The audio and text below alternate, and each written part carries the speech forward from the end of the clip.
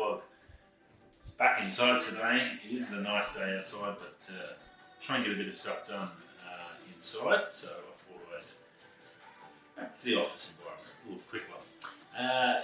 Welcome to everyone, wherever you're coming from, Facebook, Instagram, over from the podcast, if you're just listening in while you're on a push bike riding through the beautiful National Forest or wherever you are listening, welcome. Thank you for popping in to say hello. It's great to see, and if you're listening, thanks for listening. Yeah, bit done. Got some awesome, really nice photos. Beautiful, the trees working out really well. A few more done, not any closer. I'll let you know. Probably going to do some work tonight. See how it goes. But yeah, I said yesterday I'm going to try and promise it. I'll just let you know when it's ready. We're going along really well. The photos are coming up really nice, so that's a good thing. Other than that, not a real lot happening. Yeah, shopping day today, just usual boring life stuff. Took Jack to shopping, cleaned the car yesterday afternoon, usual stuff, so that sort of stuff. I'm trying to find parts for the Terrier. It's tricky. They don't really do a proper bull bar, which is a bit of a funny one that I can find. So if anyone's seen where you can get a proper bull bar, because I'm doing a lot of country stuff around Queensland, there's lots of roos and other stuff, so I really don't. I've got like it's got like a bar on there, but it doesn't really protect the side corners, so a little bit tricky in that regards. But yeah, maybe down the track. But anyway, as well as that, it's hard to find a roof rack that fits, so it's not really. Doesn't seem to be a very well accessorised car for some reason. But yeah, we're going alright. I'll keep looking into that. It's a bit of a project for me to suss out, so very cool. I'm in the process of trying to find a head deck, so I've got to work that out to change out the radio, so I've got to suss all that out. That's my current little project for that one. But other than that, cruising along very nicely. Nice, cool days, beautiful days. As I said, weather's fantastic. Once I've done this, I'm going to take Vince for a walk down in the park, and then cook some dinner. Done a roast beef Yorkshire pudding. Haven't done that for a long time, so that should be pretty cool. News-wise, there's a little bit out there. A few things I want to talk about. First of all, remember April Fool's Day Volkswagen? Remember that? I reported on it. I thought it was pretty damn funny. Well, a lot of, I have to say it, stupid reporters actually reported it as being legit. They even got sucked in even more when they rang the American parent companies, or I guess whoever runs Volkswagen in the States, and asked them if it was true or not. Really? Did you have to ask? And they just played along and said, yeah, of course it's true, yeah, definitely 100%. And so they reported on it, being, reporters sometimes aren't real bright. And well, now they've cracked the shits, and the security, S.E.C, which is a securities fraud, they do all the, when your dudes embezzle money and all the Ponzi schemes and stuff. Well, they're actually now investigating Volkswagen into profit made over that April Fool's Day joke, which is bloody ridiculous. And I have to say, a little scary. So, these reporters, it's April Fool's Day, even if it's a day before, day after, anywhere in that period, something that's just totally out of whack. There's, as I said, I think when I reported, there's no way they're going to change their whole brand name that they've had for 100 years or whatever, just to go electric. It's just not going to happen. Not for a company, a $200-300 billion company. Just does not happen. It just makes no sense. Anyway, so obviously some idiots got caught out, they cracked the shits. Now the securities mob is actually going to, S.E.C is going to be investigating them with possible fines. Now the problem I have with that is, next year's April Fool's is going to be turned to crap, because now all these companies are going to be too scared to have a little bit of fun. We can't have fun anymore on this bloody globe. Between all the do-gooders, the minority groups that are whinging and complaining about all their things, everyone's got the same problems. You're no different to anyone else. You've got problems, yes, they might be bad, that's fine, but everyone's got their own problems as well as you have. Now you're whinging about having a bit of fun, and you because you got caught out, you cracked it. And the guy I did watch on the tweet, he's a tech reporter. He actually, you could see he was actually pissed off with Volkswagen for duping him. Like, grow up, mate, you're a bit of an idiot. If you fall for anything April Fools, it's either a really good job, which Volkswagen did a fantastic job, and I thought it was really, really funny, or you're just an idiot. And look, man, holy crap.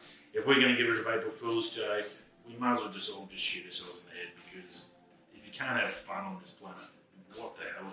The place is going to be miserable.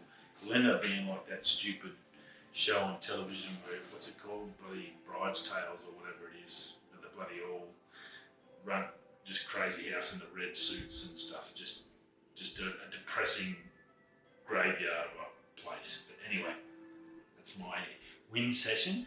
That's what I whinge about. Idiots who don't know how to have fun. And that was clearly fun. If you didn't realise it, well then you don't know what fun is.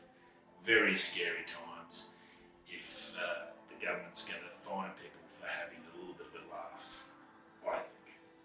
Anyway, we know comedians have been copping heat for years. Kevin Hart's copped it many years for, you can't say, apparently you can't have fun anymore, so comedians have been copping it for years, and now companies that do April Fool's joke are now copping it. So very interesting. It's going to be interesting to see the fallout of that. Hopefully we do hear actually what happens out of it.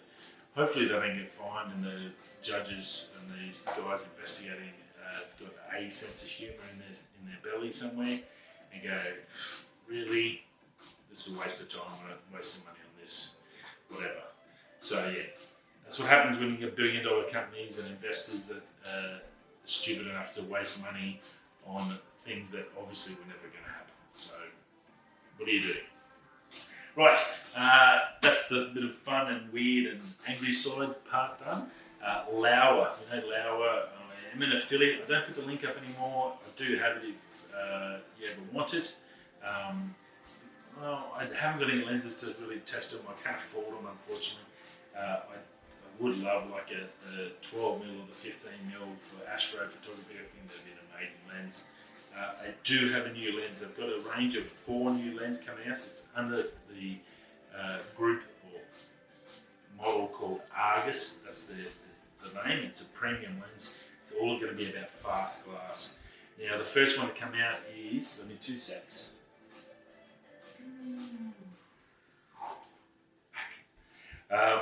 Is a 33mm, equivalent roughly 49.5mm full frame. So it's an APS-C lens. It does have RF mounts. So it has full frame mounts, but it is an APS-C, so just be aware of that. So it's a 33mm, basically a 50mm lens, f.95. Once you go up to about that, it's about a 1.4, but it's a CF APO, $500 US, so good price. That's pretty good for Loawa. They make quality gear, so $500 is probably about 700 Australian. 35 centimeters minimum focus, low focus breathing in it, so it's actually really good for video. I think this lens is going to be. It's got a massive large focus rate. I was watching Camera Conspiracies. He's done a bit of a review on it against the Miticon 0.95, exactly the same lens, an APS-C up to full frame.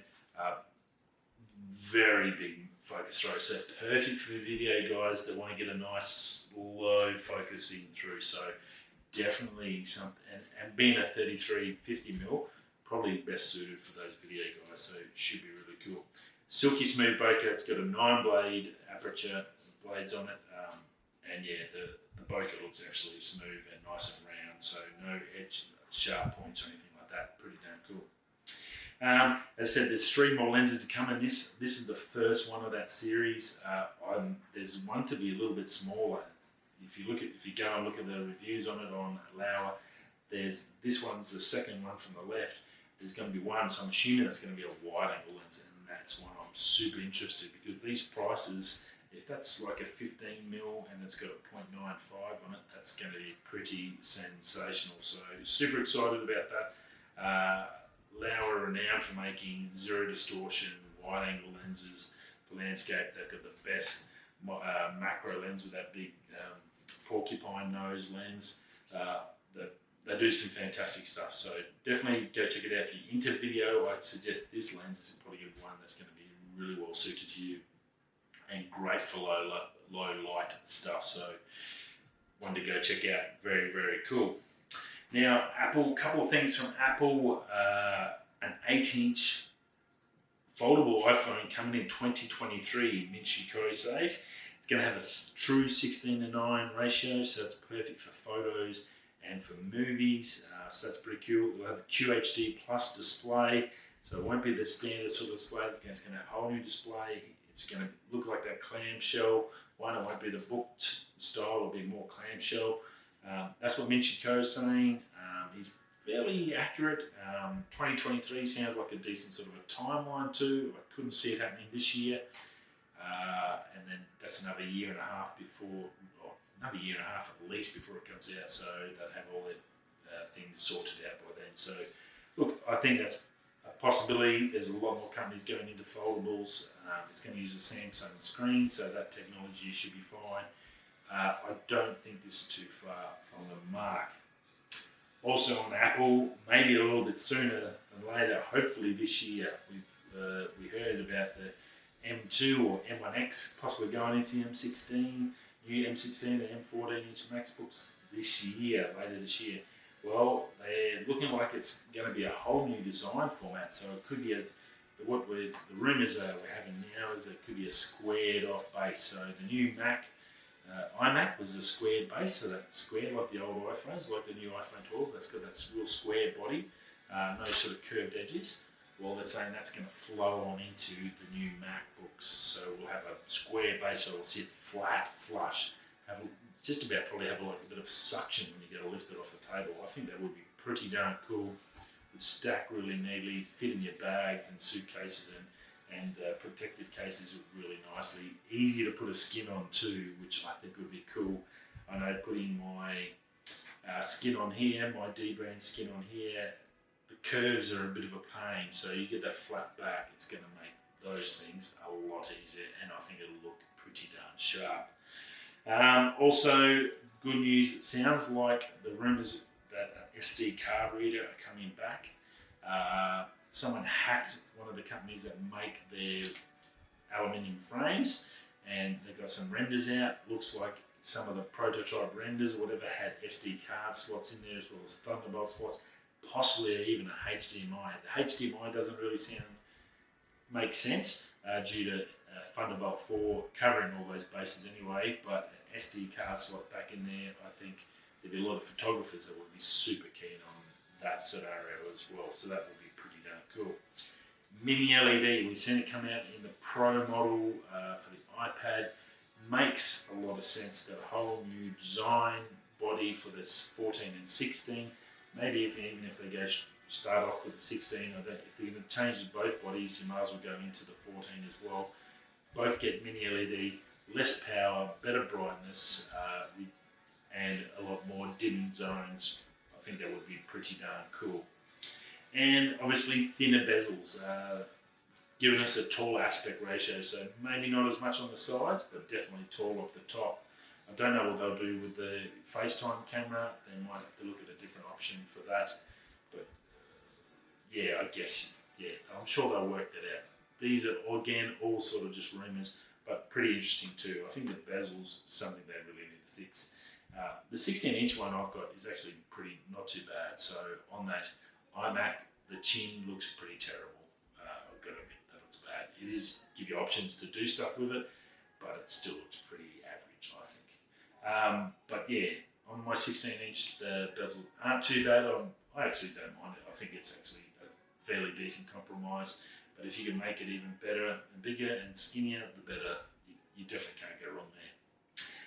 I think that mini LED is probably close to the mark. I think SD card reader is a smart move by Apple if they do it. And I think if they do go square, it keeps the phone, the iPad, the iMac, and then the MacBooks all in all exactly the same style format, that flat, squared off body.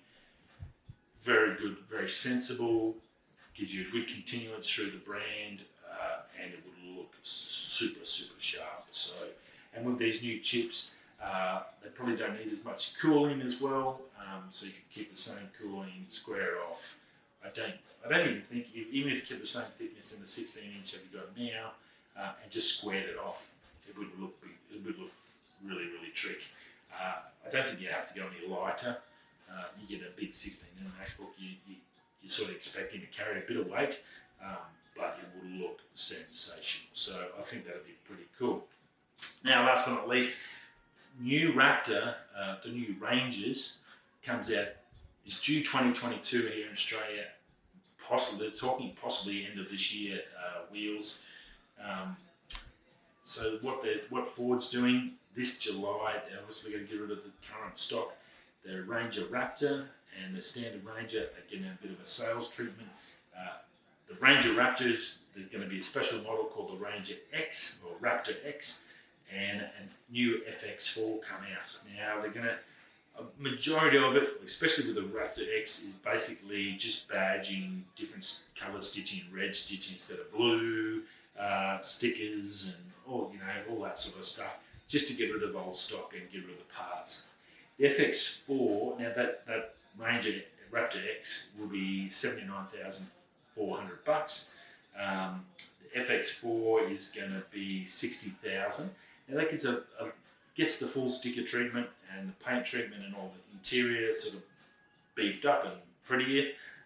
But what it also does get is the Fox shocks from the Raptor. So if you didn't want to go the whole hog up to the $80,000 for the Raptor and get that engine, you do have a few options with the FX4. So the FX4 lets you get the Fox shocks. You can also choose that 3.2 litre 5-cylinder engine that Australians love for some reason. They're all pretty keen on that. That is available. Obviously, they're trying to get rid of all those as well, get rid of those parts bins to bring out before the new 22 model comes out. So I think you'll see this sell fairly well. So 60 grand for the FX4, both 3.5 ton towing, 960 kilos in the back.